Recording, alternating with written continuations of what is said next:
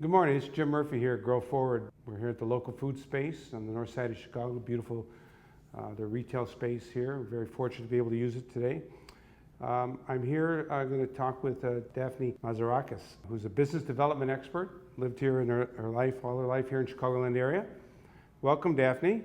Hi, Jim. How are you? Nice to be here. Our viewers are kind of interested. I try to find, people who are doing interesting things, people who have story to tell. You certainly are a person who has done some things in your life and have an interesting story. So I'd like to start with a little bit about the beginning, of your early days. Maybe you could tell our viewers a little bit about where you grew up, what some of your early life was like. Sure. Well, first of all, thank you. Okay. I feel like I'm flattered to be a person that you're saying I have an interesting backstory. So yes, I'm a Chicagoan through and through. Grew up in Lincolnwood, where my dad actually still lives today, 93 and kicking. And went to school on both sides of the city, worked in the city. I'm pretty loyal to Chicago. So I did my undergrad in engineering at Northwestern University in the 90s, and then after that joined a consulting firm. How many women were in your class in the 90s in engineering school at Northwestern? So we had between 20 and 30% women. And at the time, Northwestern actually was kind of on the forefront of having more women. I think they're still doing okay, but I don't think they're kind of one of the top in terms of percentages for women. But I love the way Northwestern approaches engineering in general. So today, and I kind of wish they had it back then, but today what they have is they have a program called the Whole Brain Engineer, and that has 3 legs. So there's a technical aspect to it, there's a leadership aspect to it, and there's a design thinking aspect to it. And the idea is to really kind of develop all 3 of those angles, and so that you're kind of more of a holistic, while analytical, but a very kind of holistic thinker. So that's kind of one of the things that, as I've stayed close to the school, that I've really kind of enjoyed watching. So it's not really answering your question about women, but a woman today, if I was thinking about engineering, I really love kind of that kind of way of thinking. So you graduate, and what did you do after your undergrad? So after undergrad, I did consulting work, and that was kind of consistent with a theme of why I went into engineering. Is at that time, I really wasn't 100% sure of what I wanted to do, and I felt engineering was going to give me the broadest set of options. And then still kind of coming out, I didn't know exactly what I wanted to do. So I joined Deloitte Consulting, and that again kind of gave me the ability to kind of work within a variety of different industries, different size companies. So that was kind of why I went into consulting. And I didn't do it for too long, and I did start kind of narrowing while I was doing my consulting role at Deloitte. And then it was some time after that you decided to go back to graduate school? Yeah, so that's what I mean by I started becoming more focused. So as I was out there working on different initiatives in different companies, seeing different things, it became clear to me that I really kind of wanted to be part of an organization and not be working on things that weren't really kind of driving the business forward. I also always kind of had the entrepreneurial bug of wanting to be part of the driving force, and really kind of feeling like I was kind of on the leading edge of companies. So I knew I wanted to pivot, and so that's why I did decide to go to business school, and I used business school as my way to kind of move into a different area. You know, when we look at women in business, we read a lot about them more on trying to climb the corporate ladder, trying to move up in the corporate structure, trying to break the glass ceiling, okay? But when I think of women in entrepreneurial efforts, it seemed to me that's a different playing field. It's a different effort. I don't know that I see as much of it. You're an example of somebody who has done it, okay? Maybe you can talk a little bit about that, not only what you've done with your own career from an entrepreneurial standpoint, but maybe a little bit about how you think you're helping other women understand the difference and take those steps. I did start kind of realizing that I wanted to kind of be on the forefront of business. So I did go back to business school, and then I said to myself, you know, I want to be running a business, but you know, there I was. Of course, I ended up going to Kraft Foods. So I did decide after business school to go the traditional route. And my thinking at that time was kind of learn from the best of the best, develop a network in an area that I'm very interested in, which were foods that we all put in our bodies that consumers care about. And I used that as my basis and have since had 2 of my own food companies, one of which I recently sold, and have really continued and have been doing my own thing since last year. So I feel like I can definitely speak as an entrepreneur, but I did end up spending 8 years at Kraft, so I can kind of speak from that corporate view as well. And I do think that there are big differences. I think as an entrepreneur, it's harder if you start as an entrepreneur. You have to make a concerted effort to really kind of build your network. Going to a place like Kraft, I mean, Kraft has an alumni network. I mean, I think I looked at the LinkedIn numbers the other day. I mean, it's in the practically hundreds of thousands. I mean, wow. It's huge. So really a big difference that I think, and I think it's so important, is building your network. And I don't think entrepreneurs face that same thing of necessarily climbing the corporate ladder. Although based on everything that we hear out of Silicon Valley, it certainly seems like women face an uphill battle in terms of raising money. I personally think there are absolute ways to overcome that.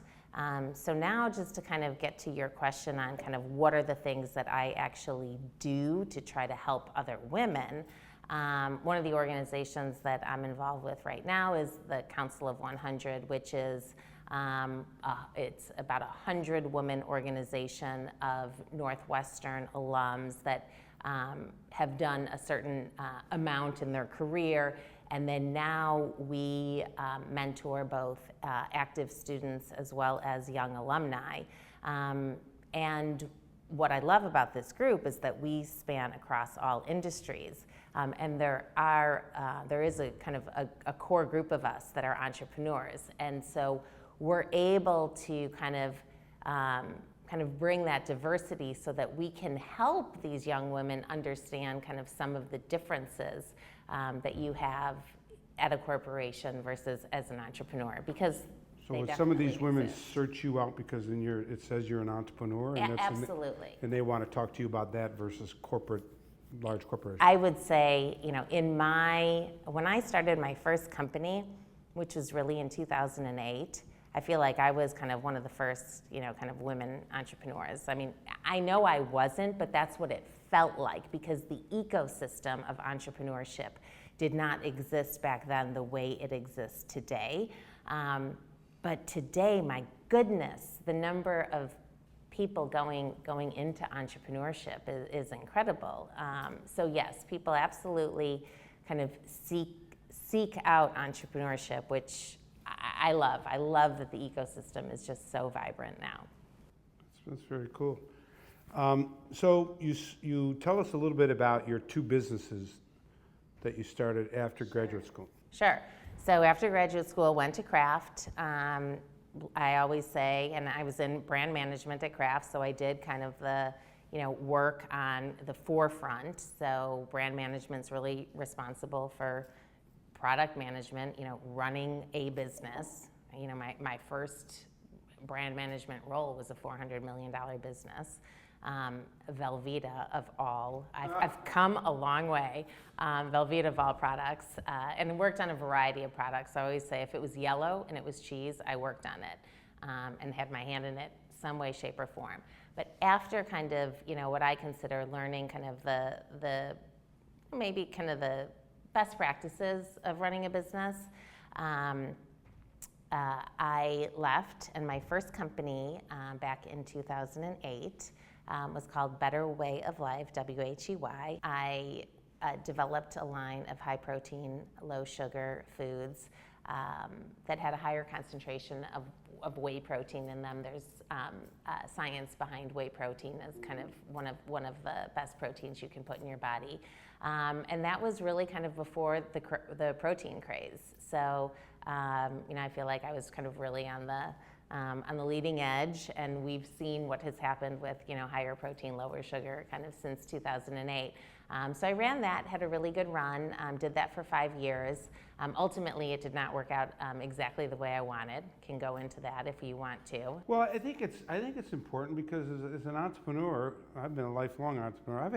I've had things that didn't work out. Absolutely. Okay, and a lot of young people don't realize that you know, just because you want it to be successful doesn't mean it's going to be hugely successful. Yeah. Absolutely. So how do you deal with that? How do you deal with waking up one day and saying, I don't think this is going to work? Well, there's a couple of things. You know, even going into my first company, I felt like I was very structured about how I wanted to make the decision. And that structure doesn't mean that intuition and gut isn't a part of it.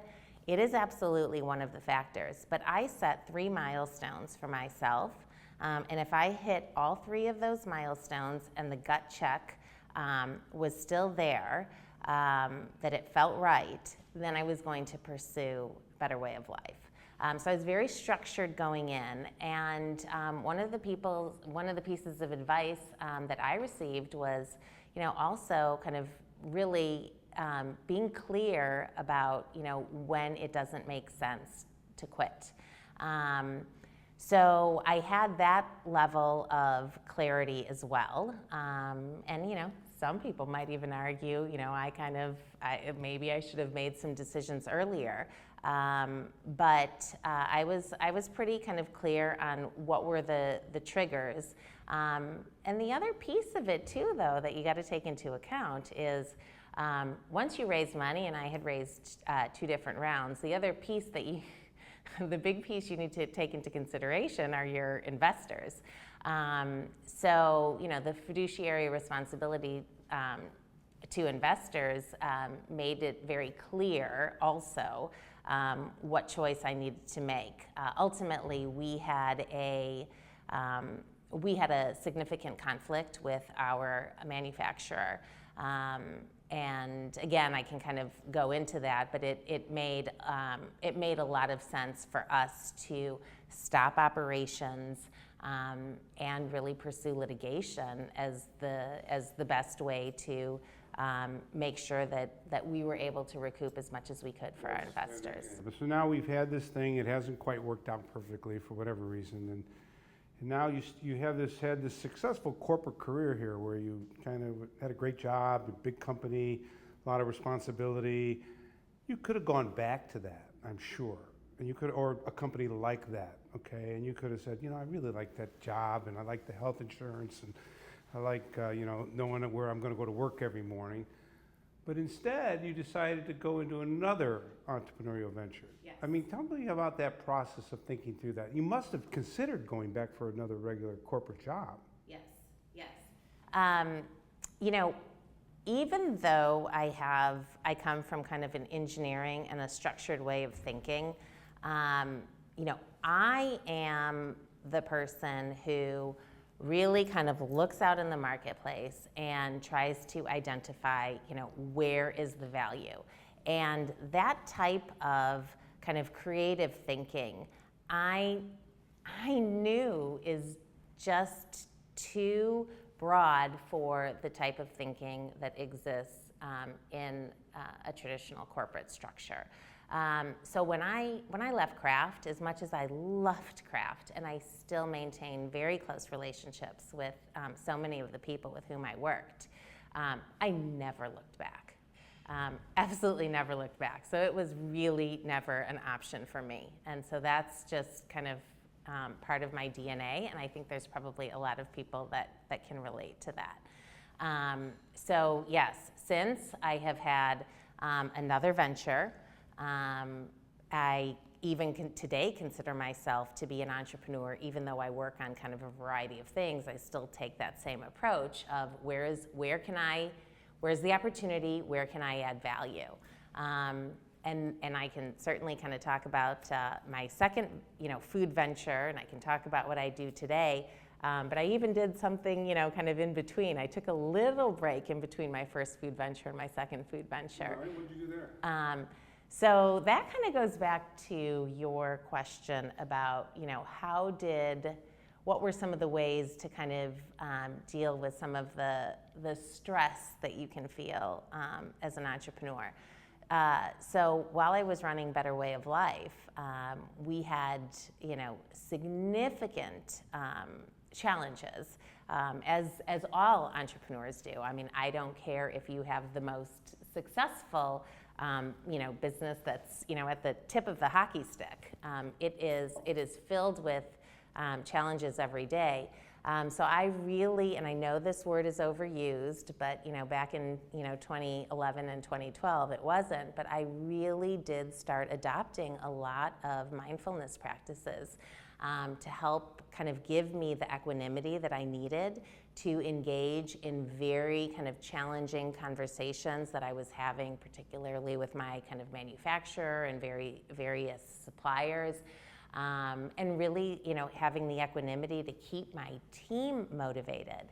So in between kind of my first company and my second company, I took a little bit of a break, and I developed with one of the deans at the Northwestern Engineering School. We developed a mindfulness-based curriculum for kind of high-performing business people and entrepreneurs. And we spent time teaching that. So I did that for about a year. And again, that was taking kind of a lot of the practices that I employed kind of in my own life and teaching that to other entrepreneurs and business folks because of the stressors that we experience. That's still part of the business school today, or?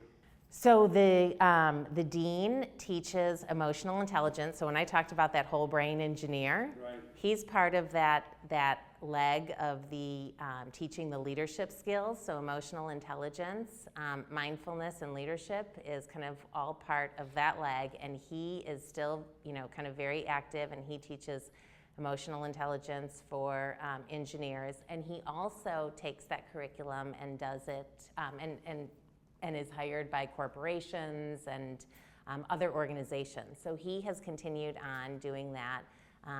I adopted a program actually for CPS, and I ended up doing some volunteer work in CPS. So I continued on in a different capacity and then returned to food and had my second food company, and then the work that I do today. So I followed kind of more my food passion eventually, but still kind of did that on the side on a volunteer basis. So let's talk about what you're doing now. What have you been doing the last year or so? Take us through it. Sure. So after Better Way of Life, my second company got me closer to the agricultural side of the business. So really said kind of, I want to build on that. I want to work in food and sustainability. And have had the opportunity to, as you know, have even done some work for you with the Grow Forward portfolio of brands. But really kind of the way that I've looked at things is I said, okay, I'm an independent, I'm an entrepreneur, and I want to work and be associated with those entities that are really looking at kind of the future of food. I mean, our world is changing.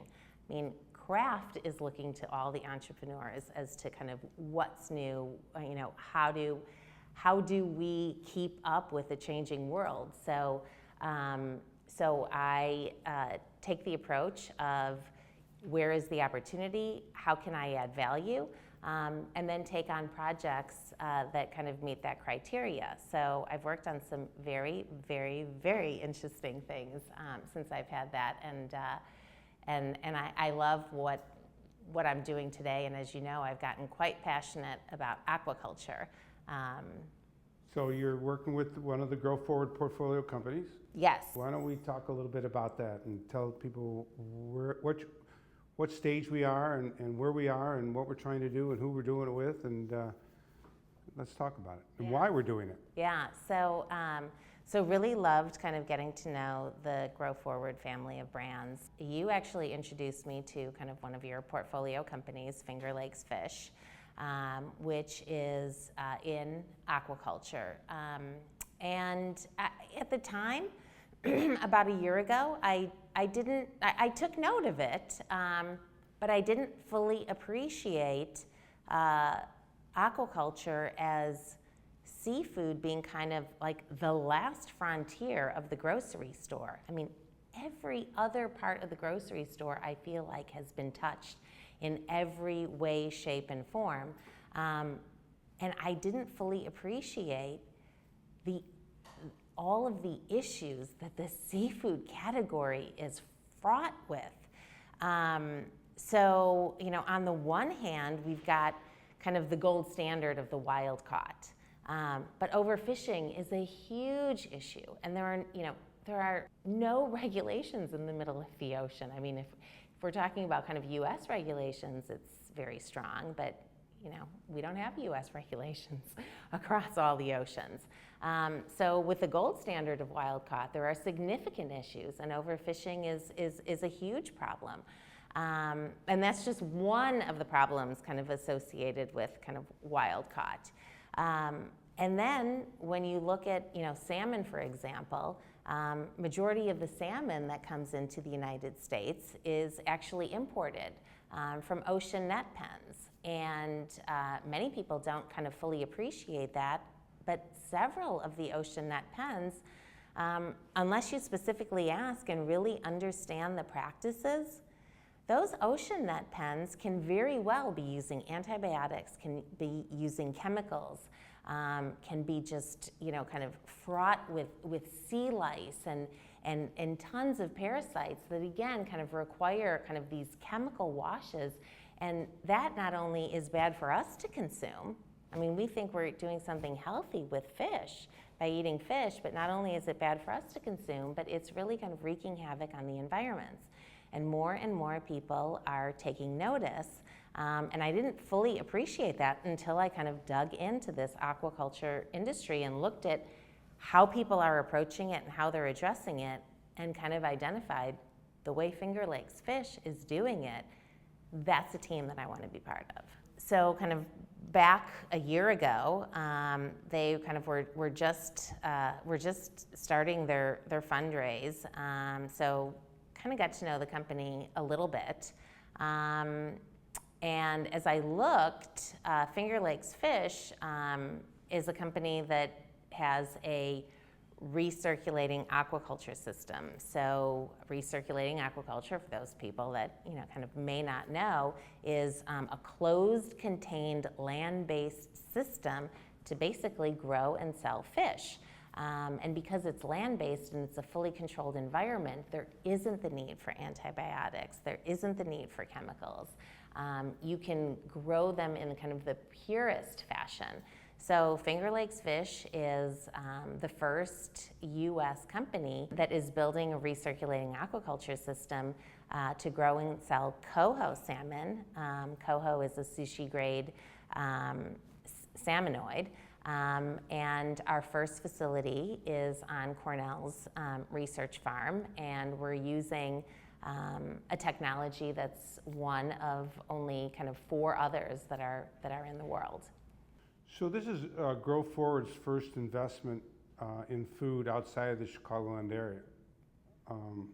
Why do you think Cornell? Talk a little bit about Cornell, and what can you say about the future of this coming to Chicago?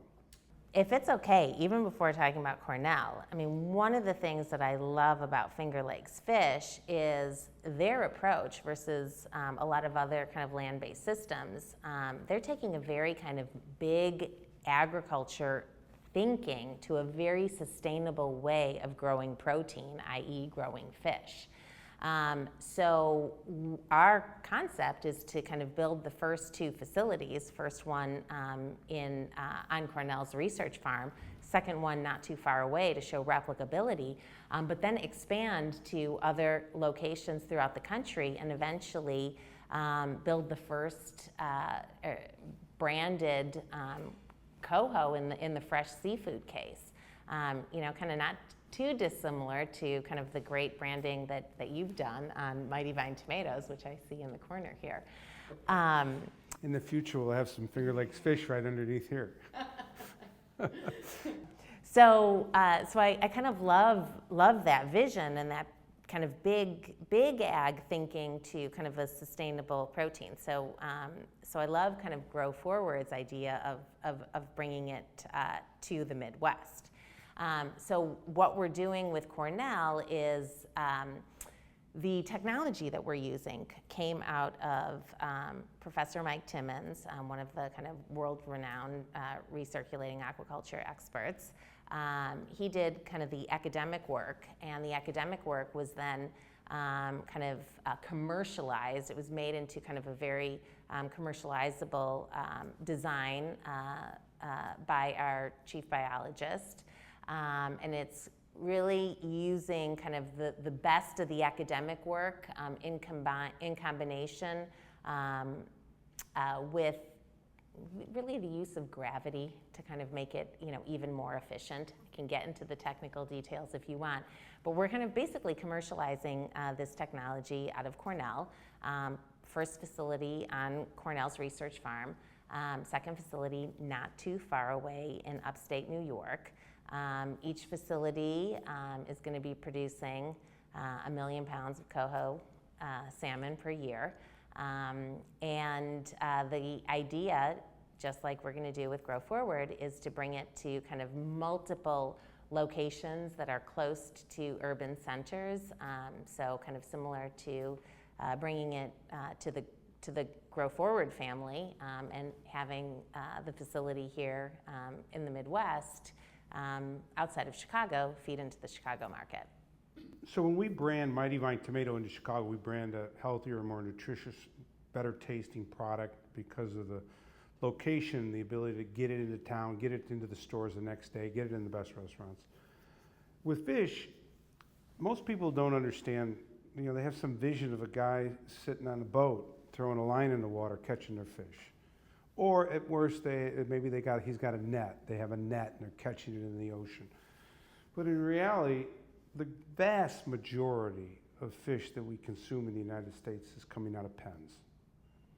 Okay, and I think we saw recently where the state of Washington just banned the last state in the union that allows ocean pen fishing, and they've just banned it for, I think, 2020.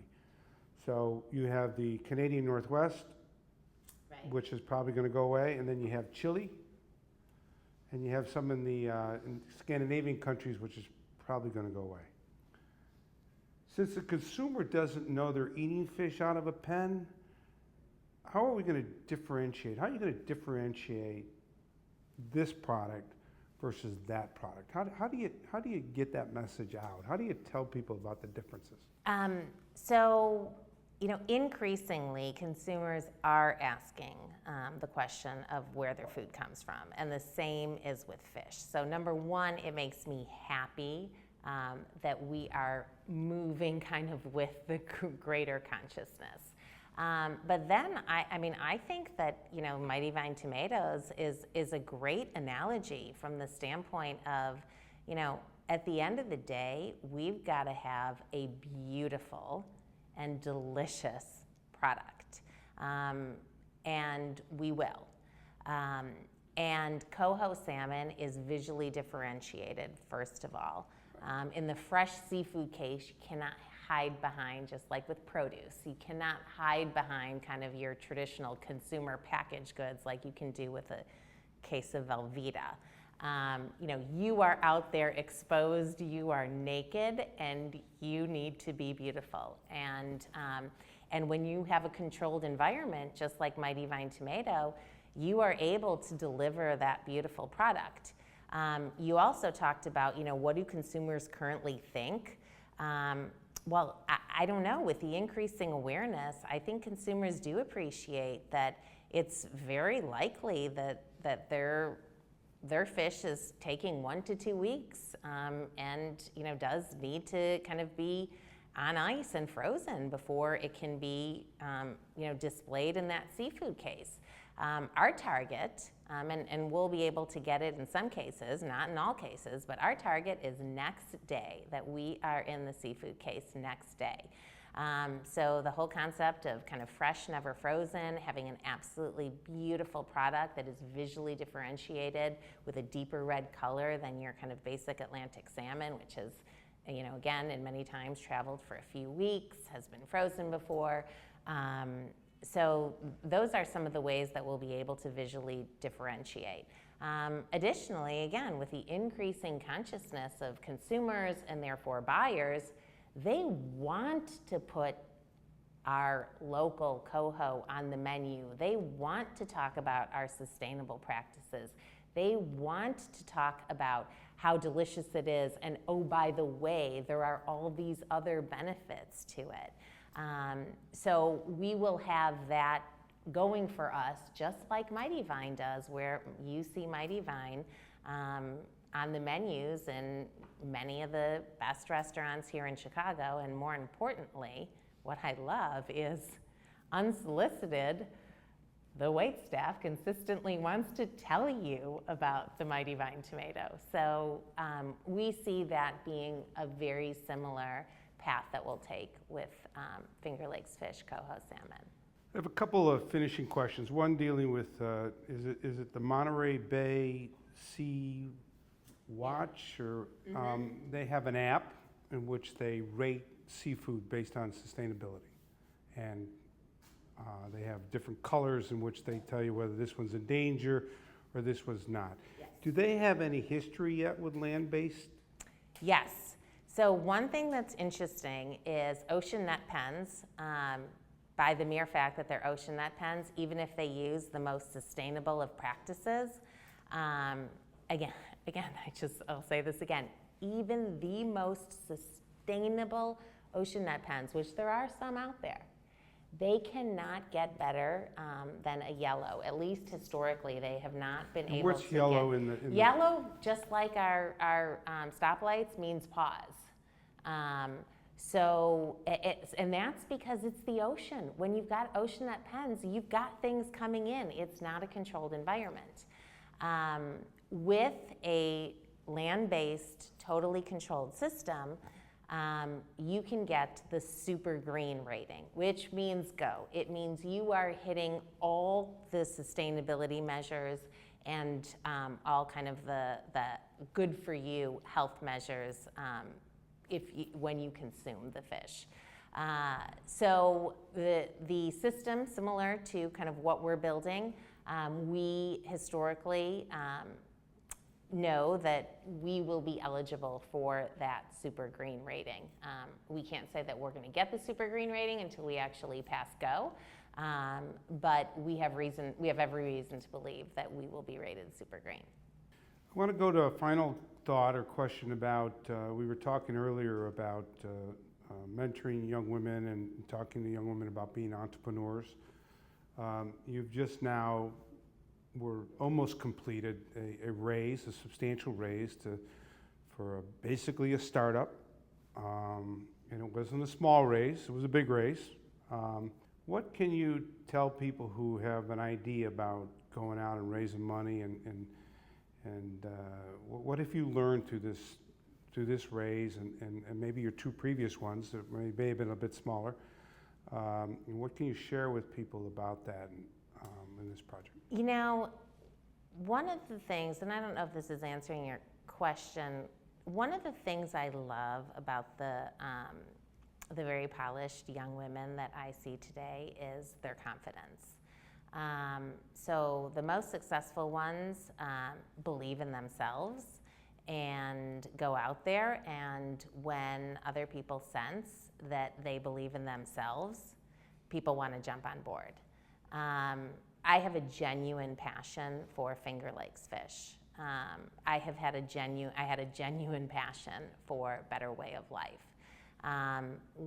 People sense that, and people trust you, and the approach that I would encourage people to think about is really talking.